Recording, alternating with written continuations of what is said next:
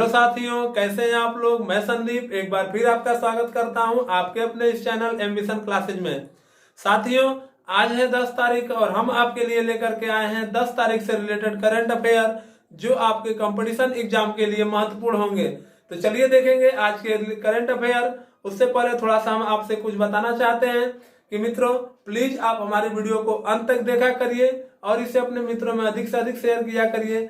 चलिए देखते हैं आपका जो पहला क्वेश्चन है वह आपका कि बांग्लादेश ने 3 करोड़ कोविड-19 वैक्सीन, ठीक है, बांग्लादेश ने 3 करोड़ कोविड-19 वैक्सीन एकत्र करने के लिए किस भारतीय कंपनी के साथ समझौता किया है। ठीक है, बांग्लादेश ने 3 करोड़ कोविड-19 वैक्सीन एकत्र करने के लिए किस भारतीय कंपनी के साथ समझौता किया है। तो आपका सही आंसर हो जाएगा सीरम इंस्टीट्यूट ऑफ इंडिया। ठीक है, क्या है, सीरम इंस्टीट्यूट ऑफ इंडिया। अब बात कर लेते हैं कि यह जो सीरम इंस्टीट्यूट ऑफ इंडिया है इसके बारे में थोड़ा सा इंपॉर्टेंट पॉइंट्स हम लोग देख लेते हैं। तो यह भारत की इम्यूनो बायोलॉजिकल दवाओं की निर्माता कंपनी है। ठीक है, यह भारत की इम्यूनो बायोलॉजिकल दवाओं की निर्माता कंपनी है और इस कंपनी की स्थापना 1966 में हुई थी। ठीक है, इस कंपनी की स्थापना 1966 में हुई थी और इसका जो मुख्यालय है वह पुणे में है और इसके सीईओ जो हैं वह अदर पूनावाला हैं। ठीक है, अदर पूनावाला है। ठीक है, इसके सीईओ कौन है, अदर पूनावाला। ठीक है, चलिए नेक्स्ट क्वेश्चन देख लेते हैं। किस मैसेजिंग प्लेटफॉर्म ने, ठीक है, किस मैसेजिंग प्लेटफॉर्म ने यूपीआई पेमेंट फीचर को लॉन्च किया है।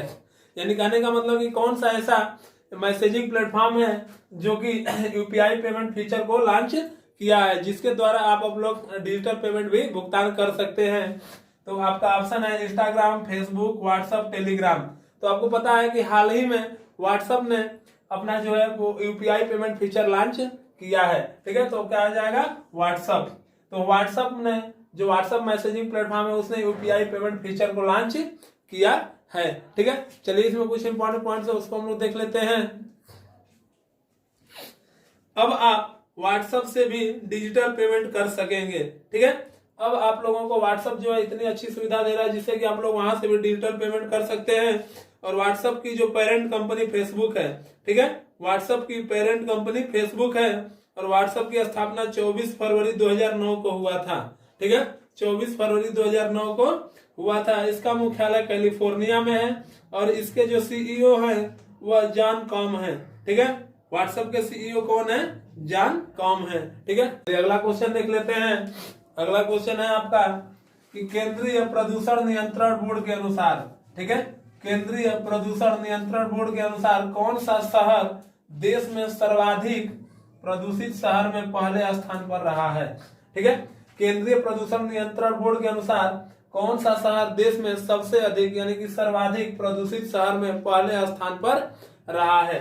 तो आपका ऑप्शन है वाराणसी, मुरादाबाद, भोपाल, चंडीगढ़। तो आपका ऑप्शन हो जाएगा सही मुरादाबाद।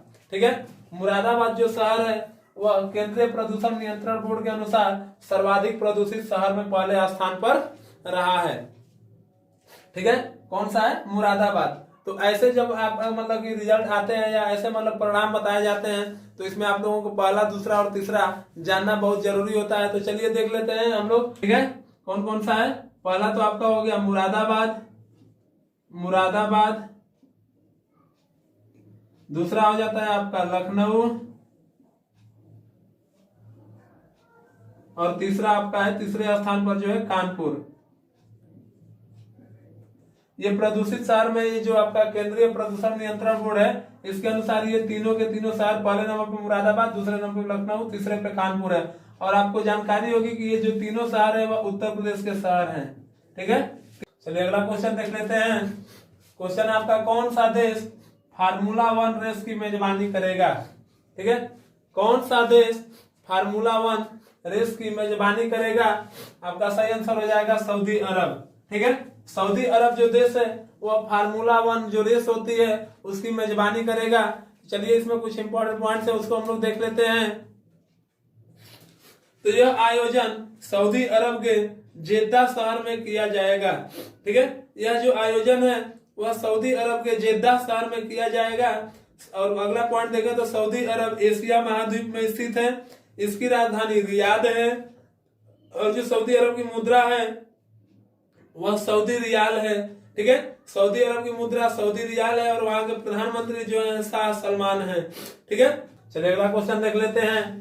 अंतरराष्ट्रीय रेडियोलॉजी दिवस, ठीक है, अंतरराष्ट्रीय रेडियोलॉजी दिवस कब मनाया गया है?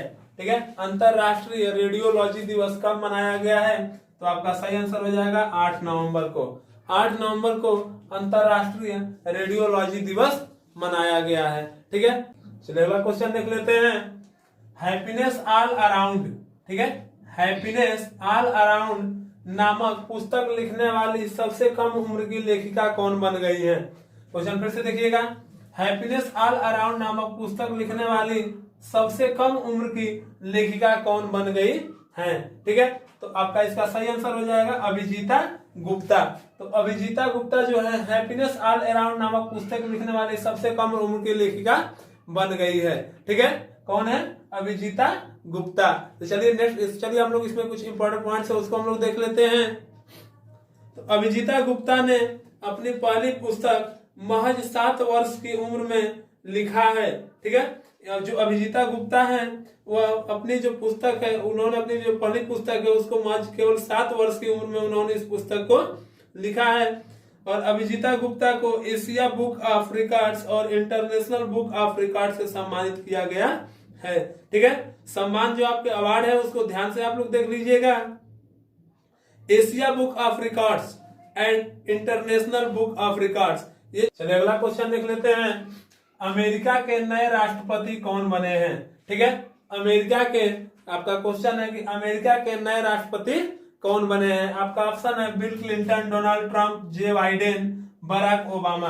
ठीक है, तो आपका सही आंसर हो जाएगा जे बाइडेन। जे बाइडेन ने क्या, जे बाइडेन जो है अमेरिका के नए राष्ट्रपति चुने गए हैं। ठीक है, कौन है? जे बाइडेन। ये आपके कंपटीशन एग्जाम के लिए काफी इंपॉर्टेंट होगा। ठीक है, ये आपके कंपटीशन एग्जाम के लिए इंपॉर्टेंट क्वेश्चन है। अमेरिका के नए राष्ट्रपति कौन बने हैं? तो आपके हैं जो बाइडेन। चलिए अगला क्वेश्चन देख लेते हैं। आपका अगला क्वेश्चन है भारतीय मूल की कमला हैरिस, ठीक है, भारतीय मूल की कमला हैरिस किस देश की उपराष्ट्रपति बनी है? क्वेश्चन है आपका भारतीय मूल की कमला हैरिस किस देश की उपराष्ट्रपति बनी है? आपका सही आंसर है जापान, पाकिस्तान, अमेरिका, श्रीलंका। ठीक है, तो सही आंसर क्या हो जाएगा आपका? अमेरिका। ठीक है, आपका ऑप्शन कौन कौन सा था? जापान, पाकिस्तान, अमेरिका और श्रीलंका। तो इसमें आपका सही आंसर हो जाएगा अमेरिका। तो कमला हैरिस जो है भारतीय मूल की निवासी है, भारतीय मूल की है, जो अमेरिका में रहती है, और वह मतलब कि वहां की उपराष्ट्रपति चुनी गई है।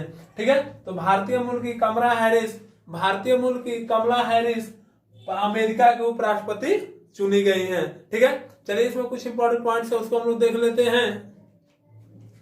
तो अमेरिका जो है, बात कर लेते हैं हम लोग अमेरिका की। तो यह अमेरिका उत्तरी अमेरिका महाद्वीप में स्थित है।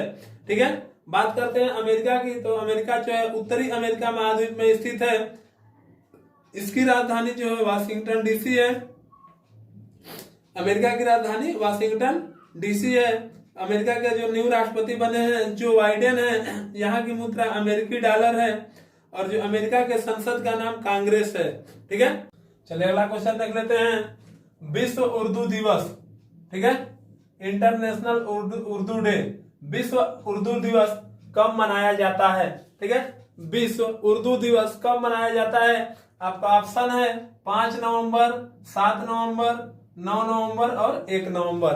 ठीक है, तो आपका सही आंसर हो जाएगा 9 नवंबर को। तो विश्व उर्दू दिवस जो है वह 9 नवंबर को मनाया जाता है। ठीक है, कब मनाया जाता है? 9 नवंबर को। तो चलिए इसमें कुछ इंपॉर्टेंट पॉइंट्स है उसको हम लोग देख लेते हैं। यह दिवस उर्दू के प्रसिद्ध शायर मोहम्मद इकबाल के जन्म दिवस पर भी मनाया जाता है।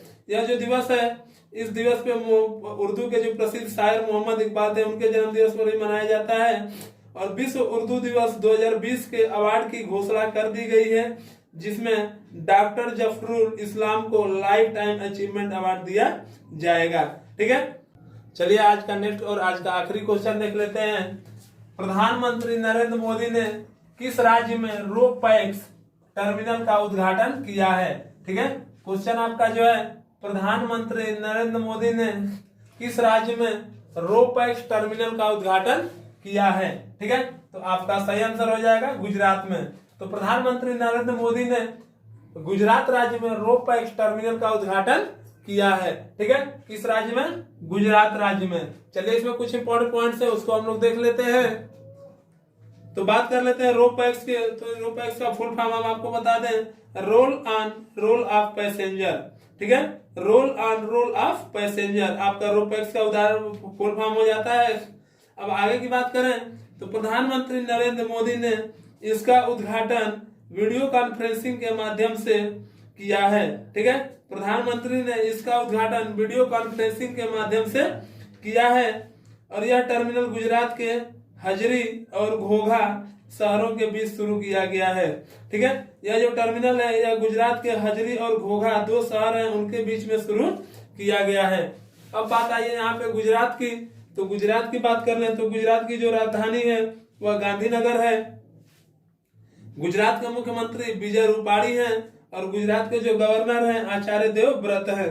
और गुजरात के पड़ोसी देश जो हैं, 3 पड़ोसी राज्य हैं, राजस्थान, मध्य प्रदेश और महाराष्ट्र। ठीक है, गुजरात के 3 पड़ोसी राज्य जो हैं गुजरात, मध्य प्रदेश और महाराष्ट्र। ठीक है, तो प्रधानमंत्री नरेंद्र मोदी ने गुजरात राज्य में रोपैक्स टर्मिनल का उद्घाटन किया है।